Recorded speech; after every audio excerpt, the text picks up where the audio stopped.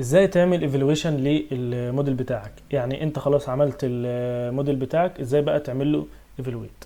عندك هنا الموديل ودي الفيتشرز بتاعته.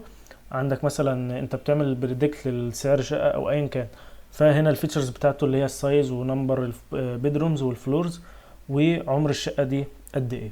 فهنا معاك 4 فيتشرز بس، فبالتالي زي ما انت ملاحظ هنا الموديل لما جه يعمل ترين على الداتا دي، عمل يعني فيتنج فعلا على كل بوينت. زي ما انت شايف الموديل بقى اصبح عندك الموديل حافظ، ما هوش فاهم، هو فعلا الموديل ماشي على كل بوينت من الداتا.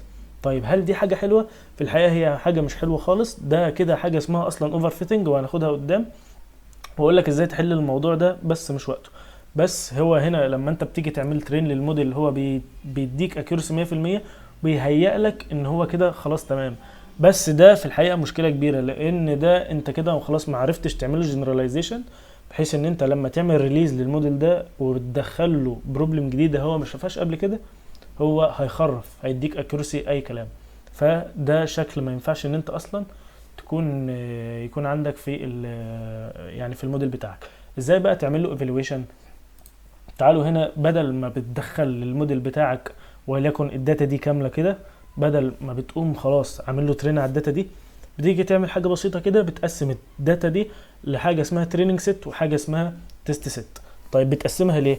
لان بدل ما انت بتقوم مدخل الداتا مره واحده وبيجي بقى الموديل يجي بقى يحل على ريل بروبلم برضو، فبيكون على داتا هو ما شافهاش قبل كده، ف يعني بيكون الاكيورسي بتاعته ما هوش مظبوطه. فانت بتقوم جايب الداتا اللي معاك، بتقوم قاسمها تريننج سيت وتست سيت، بحيث ان انت تجرب الموديل بتاعك قبل ما تعمل له ريليز وتشوف ايه المشاكل بتاعه وتبدا ان انت تحلها. وهنا قسمناها بنسبه 70% ل 30% تريننج سيت وتست سيت، ودي غالبا اصلا النسبه المتعارف عليها واللي هتشوفها يعني بعد كده على طول. فهنا التريننج سيت دي اللي هو نمبر اوف تريننج اكزامبلز ونمبر اوف تيست اكزامبلز والكلام ده. طيب تعالوا بقى نشوف على مثال. هنا عندنا مثال عن اللينير ريجريشن.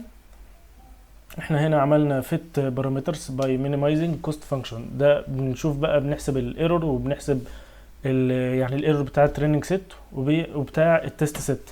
فدي الايكويشنز اللي بتعمل الكلام ده.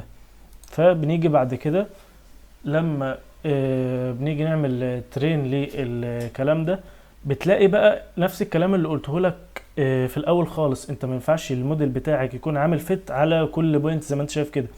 طيب هنا ده ادى ان الجي ترين اللي هو الايرور بتاع الموديل بتاعك في التريننج سيت قليل قوي، يعني يكاد يكون ما فيش اصلا ايرور، لان الموديل فعلا يعني عامل فيت على الداتا كلها، فما فيش عندك نسبة خطأ.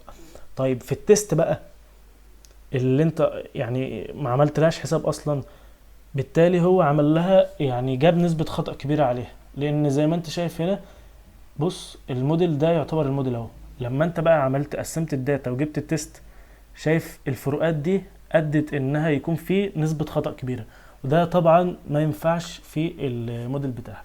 وقدام ان شاء الله هوضح لك ازاي انت تقدر تحل المشكلة دي، والمشكلة دي يعني يعتبر اسمها اوفر فيتنج.